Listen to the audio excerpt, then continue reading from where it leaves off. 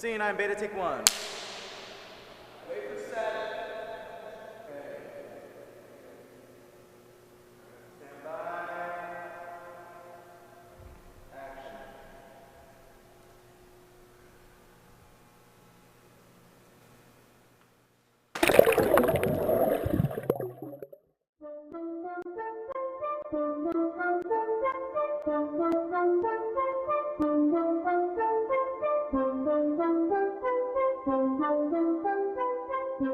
You know, you have these aspirations, you have these dreams of wanting to do something, and you're given field, and for me it's to write and direct, and you start somewhere, you start at that kitchen table with a ruined notebook and a pen, and you just start scribbling stuff, and to see other people take interest in your work and to be genuinely moved by it to the point where they want to be involved and participate and bring it to life, man, it's an experience that really has no words to describe it. You know, it's really great to kind of bring like a big set experience and kind of bring it down, Yeah, we're students, you know what I mean? But that's no reason that we can't be professional. Well, given this was my first, what I would consider to be a big project, something that, you actually go through all of the real stages of filmmaking, which is development, pre-production, production, and then post-production, and then distribution. And I've never personally seen a film from its genesis to the very end when people get to see it before. I don't write films to become some reality star, some person that people can love and be on magazines. This is what I truly love. This is what I want. And just to be able to make the film itself is fun enough for me. I've worked in a lot of real world projects and stuff, as a PA or an AC and stuff, and it wasn't as creative fulfilling as producing something like this, something substantial. You know what I mean? I used to daydream all the time, and I had like crazy and creative ideas in my mind. Making a film to express how I feel and how I think is the only way I can be creative. Basketball had been such a huge part for so long, and I didn't have it anymore. I just needed something new to fill that void, and film just presented itself to fill that void, and started doing it. I grew to love it, have a bunch of fun with it. So I just love to tell stories and like get into different things and like meet other people and hang out with people and have fun, and I just feel like there's no other place than acting that you can do that, like explore yourself and get to know yourself. Like every day on this set on Lonely-ish, I just fall in love with movie making all over again. All over again.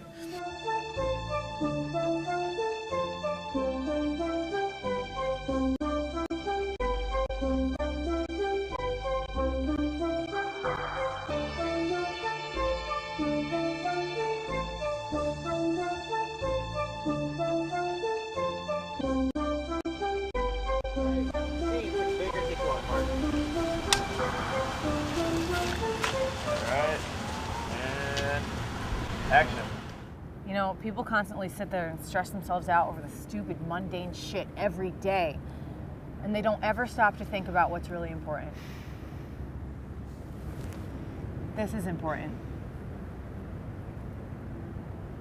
This is what matters. But yeah, I mainly worked with Ernest and getting to know him too. I didn't know him at all before doing this. I just knew he was a freshman in the MT program. I was like, oh, freshman, great. Like, but he was really great, and it was fun to work with him.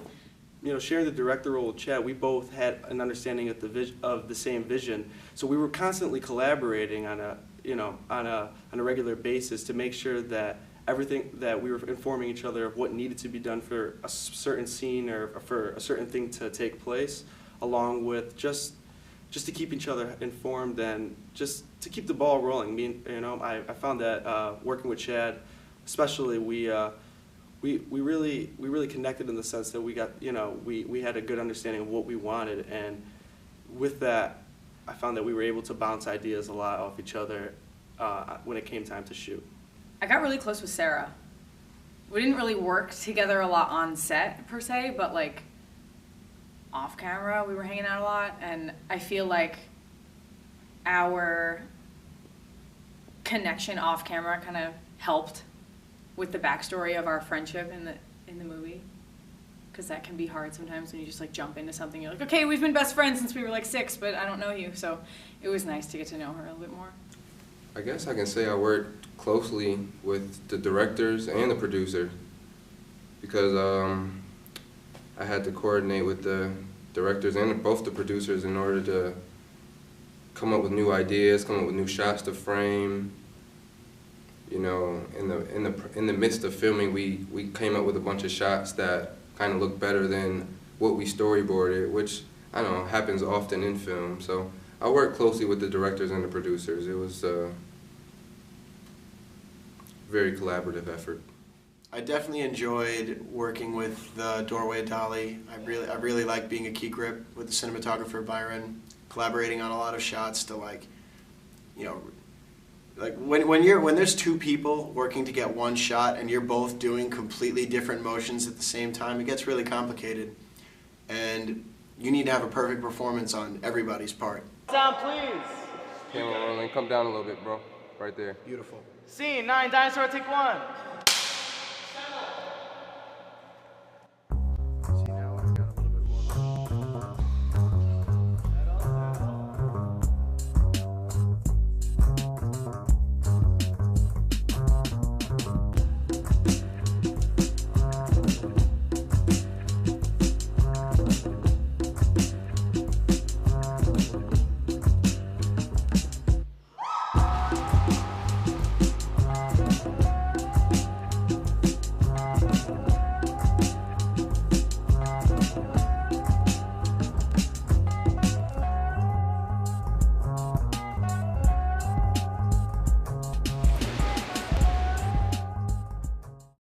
I think that was my favorite shot of the whole movie, just because of how fun it was to, you know, master every single part of that shot. Every motion was crucial to having it look the way it did. This film originally was a film meant to be made in the summertime, and I just loved the script so much, and you know, when I gave it to Chad and Tal and Diane and Byron and etc., and they all fell in love with it, and we wanted to make it, so we wanted to adjust the script so we can make it in the fall. And I think that's where some of the pressure and some of my anxiety came up. What I found the most challenging was the weather, like the continuity, and it was hard for me because like it was my first experience as an art director. The biggest challenges on the set were probably setting up the shots because one of the most intricate parts of film is the lighting. So for every shot, we had to make sure the lighting was correct. So I had to correspond with my crew a lot in regards to framing the shot properly, and that required making sure the lighting was set correctly. That was the biggest challenge. I definitely have to say the greatest challenges on the set were completely related to communication. You know, when you're working with a crew of 15, 20 people and everybody has really excellent ideas, it gets kind of complicated because at the end of the day, everybody wants a creative say. But at the end of the day, you're making one movie. We're making one kid's movie, one kid's vision. It's a challenge, but it was definitely overcome, and all I have to say is communication is key. And without communication, you're not going to get anywhere because, you know, everyone could have an idea of how this movie's going to look, but if no one's speaking up and saying that, all right, this is what I'm going to do, this is what I'm going to do, so on and so forth, then you're just going to get 5 different end products that everyone's basically going to argue over on what they want. I mean, first things first, the most important thing I learned was how to communicate with it, you know, with a crew of 15, 20 people. It was, you know, very, very important to make sure you heard everybody else out, to make sure that you spoke out when you had, you know, your own ideas.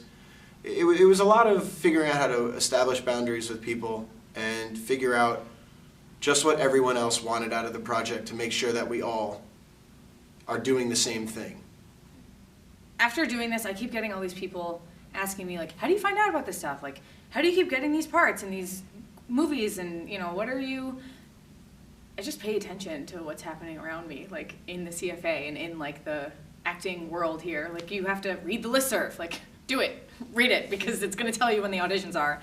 And, you know, be open to trying new things and be available to meet people, because I've met so many people that I'm hoping, you know, these connections are like great to have.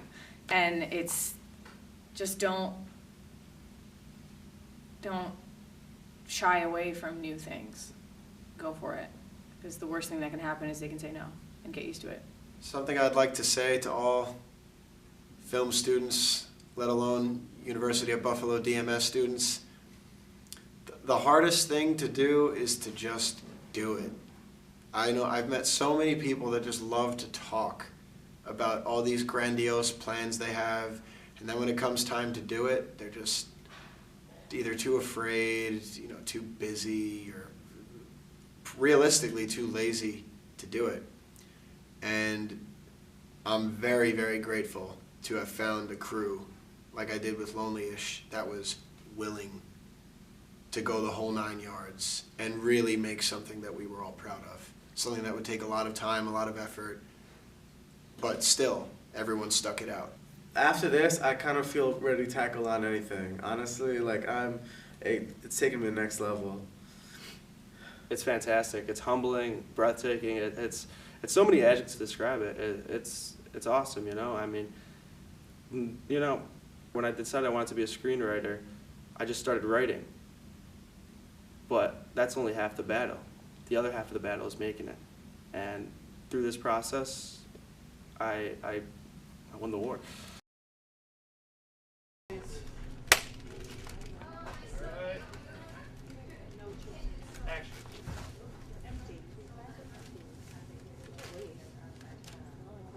Aaron? Excuse me? Oh, I'm sorry. I thought you were someone else. Okay, thanks. Yo, Bree, did you hear that shit? He tried to bamboozle Me?